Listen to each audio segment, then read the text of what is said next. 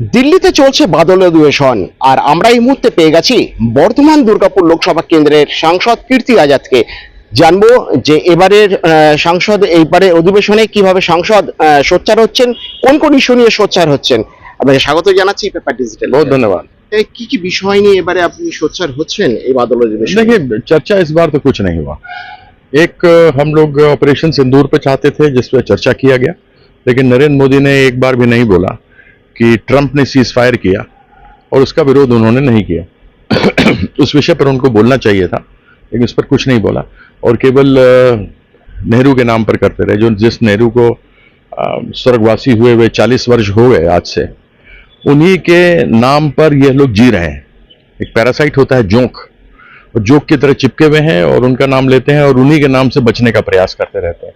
इनके पास खुद कुछ दिखाने के लिए नहीं है। हम लोगों ने मांग की थी कि जिस प्रकार से SIR हो रहा है इलेक्शन कमीशन की तरफ से,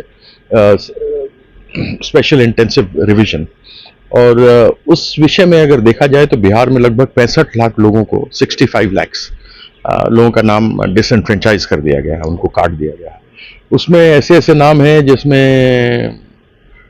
ट्रैक्टर, अब ट्रैक्टर आप बुझते ही है, लोग चलाता है अपना खेत में, तो ट्रैक्टर आ गया है। कुत्ता बिल्ली सब उस इलेक्शन उसमें है। किसी का नाम है निर्मला देवी, देवी 2 बार लिखा है। पति का नाम हस्बैंड हस्बैंड, कोई मालती देवी देवी हैं, उनके पिता का नाम है फादर फादर। एड्रेस है NH-19। अब NH-19 तो हमारे यहाँ से दुर्गापुर से कलकत्ता जाता है और वो NH-19 शुरू होता है आगरा से। तो ये कहाँ का एड्रेस है मुझे समझ नहीं आता, सिर्फ NH-19 लिखा है। किसी में लिखा हुआ है पति विशाल, वो एड्रेस है। तो इस प्रकार से अनेकों त्रुटियां हैं जो इलेक्शन कमीशन नहीं देख रही और दूसरों के ऊपर कह रही है, और इलेक्शन कमीशन कुछ नहीं बोल रहा है। जवाब दे रहा है Bharatiya Janata party. Election commission को अधिकृत रूप से ऑफिशियली कोई ना कोई जवाब देना चाहिए, लेकिन इलेक्शन कमीशन कोई जवाब नहीं दे रहा है। जवाब दे रहा है भाजपा, उसका बीजेपी वाला, जो उसका आज स्पोक्स पर्सन बना हुआ है।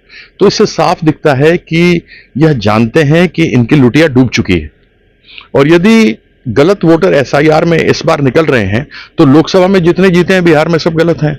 सबका कैंसिल करो, नरेंद्र मोदी का कैंसिल करो, उन लोगों को बोलो फिर से चुनाव लड़े। तो जो आज से साल भर पहले तक सही था, वो साल भर के बाद में इतना खराब कैसे होगा कि 65 लाख वोटरों को निकाला गया। अगर मान लीजिए 10 लाख वोटर भी कम कर दें आप पिछले साल को लेकर के, तो 55 लाख गलत वोटर थे, तो दोबारा इलेक्शन करवा लें, लेकिन वो नहीं करवाएंगे। तो ये साफ मंशा है कि जैसे ED, CBI, इनकम टैक्स, इन सभी एजेंसीज को दबाव में खरीद के रखा हुआ है, वैसे इलेक्शन कमीशन भी खरीदा हुआ है। तो इस कारण से पार्लियामेंट नहीं चला, और हम कह रहे हैं कि हम पार्लियामेंट तब तक नहीं चलने देंगे जब तक SIR पर डिस्कशन नहीं होगा। उन्होंने कहा कि यह एक ऑटोनोमस बॉडी है इलेक्शन कमीशन, लेकिन इलेक्शन कमीशन पर 1991 में, 96 में, 2005 में, 2017 में डिस्कशन हुआ है इलेक्टोरल रिफॉर्म्स पर, और उन्होंने खुद ही बदलाव करके, जहां पर एक प्राइम मिनिस्टर थे, दूसरा लीडर ऑफ द ऑपोजिशन और तीसरा चीफ जस्टिस थे सुप्रीम कोर्ट के, इन्होंने खुद ही सुप्रीम कोर्ट के जस्टिस को निकाल दिया, चीफ जस्टिस को, और अपने सीनियर कैबिनेट मिनिस्टर ले आए। तो आप समझ सकते हैं कि पूरा दबाव, पूरी तरीके से उसके ऊपर कब्जा, हथिया लेना, यह RSS जो देश की गद्दार थी, जिन्होंने देश के बारे में भला नहीं सोचा, जो केवल चाहते थे किसी तरह गद्दी पर बैठे। ये गद्दी पर बैठना, इनको किसी तरीके से भी एक दूसरे को हरा दो, साम धाम दंड भेद इस्तेमाल करके उसको हरा दो, बैठ जाओ, लेकिन इनको सरकार चलाना नहीं आता।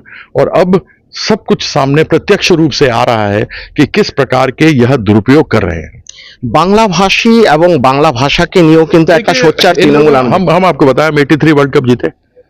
हमारा कप्तान हरियाणवी बोलता था, मदन लाल पंजाबी बोलता था, हम मैथिली बोलते थे और हिंदी बोलते थे, हमारे रॉजर बिनी इंग्लिश बोलते थे, किरमानी कन्नड़ बोलते थे, सुनील गावस्कर मराठी बोलते थे।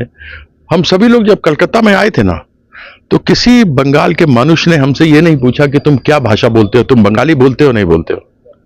यहाँ पर हम आए, हम लोग का जितना जैसा स्वागत यहाँ पे हुआ था कहीं नहीं हुआ। बंगाल के अंदर सभी भाषा भाषी लोगों को सम्मान मिला, देश भर के कहीं भी लोग आए उन सबों को सम्मान मिला। आज हम भी हिंदी बोलते हैं, हमसे किसी ने चुनाव के समय नहीं पूछा तुमको बंगला आता है कि नहीं आता है, लेकिन लोगों ने एकजुट मिल करके एक खिलाड़ी को, एक दीदी के कैंडिडेट को जिताया, उन लोग का सम्मान हमको मिला। उसी प्रकार से हमारे बंगाल के रहने वाले बाहर लोग, उनको बांग्लादेशी बोला जाता है। बंगाली भाषा को बांग्लादेशी भाषा बोलते हैं ये लोग। इन्होंने एफआईआर किया है लोधी रोड में, पुलिस थाना में, और हमारे बंग भवन में भेजा कि बांग्लादेशी जानने वाले को। बंगाली भाषा एक है, वो चाहे बांग्लादेश में बोला जाता हो, चाहे बंगाल में बोला जाता हो, चाहे देश के किसी कोने बोला जाता हो, या विश्व भर में कहीं बोला जाता हो, बंगाली बंगाली है। आप उसको बांग्लादेशी नहीं बोल सकते।